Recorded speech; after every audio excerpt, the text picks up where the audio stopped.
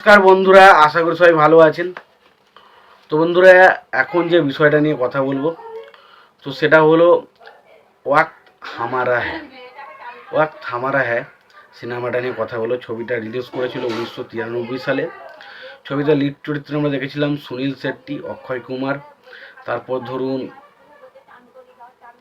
আয়েশা জুলখা এবং মমতা কুলকার্নি, অনুপম খের সহ আরও অনেকে দেখেছিলাম।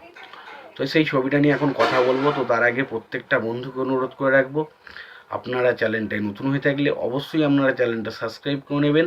আর যদি ভিডিওটি ভালো লেগে থাকে লাইক কমেন্ট শেয়ার করতে ভুলবেন না। তো এই ওয়াক্ত হামারা এই ছবিটার পরিচালক হচ্ছেন ভারত বঙ্গচারী।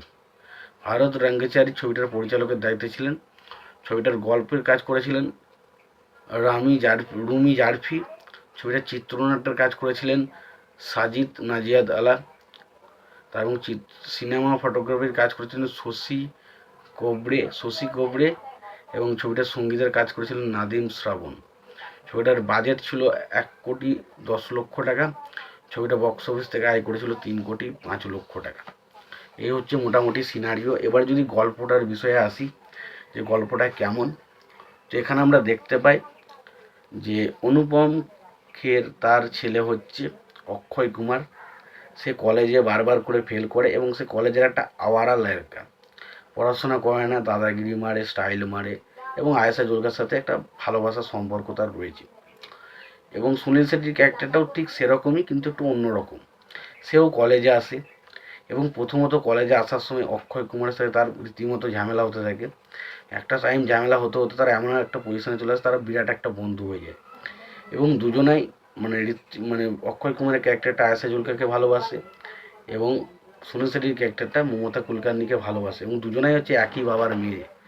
এবং দেখা যায় যে তার বাবা অক্ষয় কুমারের সাথে আয়েশা জুলকাকে বিয়ে দিতে রাজি হলো, সুনীল শেট্টির সাথে মমতা কুলকার্নিকে কিন্তু বিয়ে দিতে রাজি হয় না, যেহেতু তার বাবা বাবা বাবা বলছি যে মানে সুনীল শেট্টি যার কাছে থাকে, মানে সেই বাড়ির যার সাথে মানে অক্ষয় কুমারের মেয়ের বিয়ে, অক্ষয় কুমারের সাথে তার মেয়ের বিয়ে হচ্ছে আয়েশা জুলকার, সেই বাড়ির নকর। তো সেই কারণে সেই বিবাহ দিতে রাজি হয় না এবং সে তাকে একটা শর্ত দেয় যে 6 মাসের মধ্যে তাকে মানে 2 কামরা একটা ফ্ল্যাট কিনতে হবে। সে যদি কিনতে পারে তাহলে সে তার মেয়েকে বিয়ে দেবে, এরকম একটা বিষয় তাকে শর্ত দেওয়া হয়। এরপর আমরা দেখতে পাই যে বিষয়টা, যে তারা সেই বিষয়টা নিয়ে অনেকটা পরিশ্রম থাকে যে কীভাবে করবে না করবে।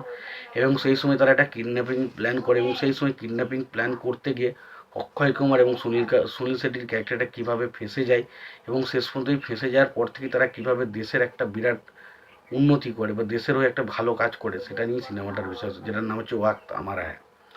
এবার দেখুন, আমি পুরো গল্পটাই ডিটেলসে আলোচনা করে দিলাম। আমি জানি অনেকের কাছে এই বিষয়টা না বললেই উচিত ছিল, তাও বলে দিলাম। তবে এখানে পারফরমেন্সের কথা বলে দেখুন, এখানে আমার সুনীল শেট্টির কাজ কিন্তু বেশ ভালো লেগেছে। অক্ষয় কুমার যথেষ্ট ভালো কাজ করেছে, এটা নিয়ে কোনো রকম ডাউট নেই, তবে আমার স্পেশালি সুনীল শেট্টির কাজ বেশি ভালো লেগেছে। এবার এখানে গানের কথা বলে দিন, গানগুলো প্রত্যেকটা গানই খুবই ভালো। তার মধ্যে একটা গান তো প্রচণ্ড ফেমাস, তুনে পি ইয়া মেনে পি বাত এক হুই, ওই যে গানটা, তো এই গানটা প্রচণ্ড ফেমাস গান। বা বাকি গানগুলো কিন্তু বেশ ভালো। ওভারঅলে অক্ষয় কুমারের সাথে সুনীল শেট্টির কেমিস্ট্রি বরাবর ভালো লাগে, বন্ধুত্ব হিসেবে যে ওর সাথে আমরা অক্ষয় কুমার এবং সাইফ আলি খান বলি বা অক্ষয় কুমার সুনীল শেট্টির জুটি, এই জুটিটা কিন্তু বিশাল ফেমাস ছিল একটা টাইম। তো এই জুটিটা কিন্তু বেশ ভালোভাবে ওয়ার্ক করে। ছবির মধ্যে প্রত্যেকটা নায়িকার সাথে যে কেমিস্ট্রি, সেটাও কিন্তু বেশ ভালোভাবে ওয়ার্ক করে। ছবির কমেডি কিন্তু বেশ কিছু জায়গায় বেশ ভালোভাবে ওয়ার্ক করেছে এবং ছবিটার গল্পটা, ড্রামাটা কিন্তু খুব ভালো। এবং রামি রেড্ডিকে একটা বেশ ভালো ক্যারেক্টার দেওয়া হয়েছে এবং রামি রেড্ডি যে ক্যারেক্টারটি যখন বেরোচ্ছে, একটা চিলের মতো আওয়াজ করা হচ্ছে, সেই জায়গাটা কিন্তু বেশ ভালো ছিল। তো ওভারঅলে সিনেমাটা আমার কিন্তু বেশ ইন্টারেস্টিং লেগেছে। তোমাদের কেমন লেগেছে সিনেমাটা জানাতে ভুলো না। তোমাদের যদি ভিডিওটি ভালো লেগে থাকে লাইক কমেন্ট শেয়ার করে দিও। চ্যানেলটা নতুন হয়ে থাকলে অবশ্যই তোমরা চ্যানেলটা সাবস্ক্রাইব করে নিয়ে পাশে বেল আইকনটা অবশ্যই প্রেস করে দিও। ভালো থেকো, সুস্থ থেকো, দেখাচ্ছ পরে ভিডিওতে।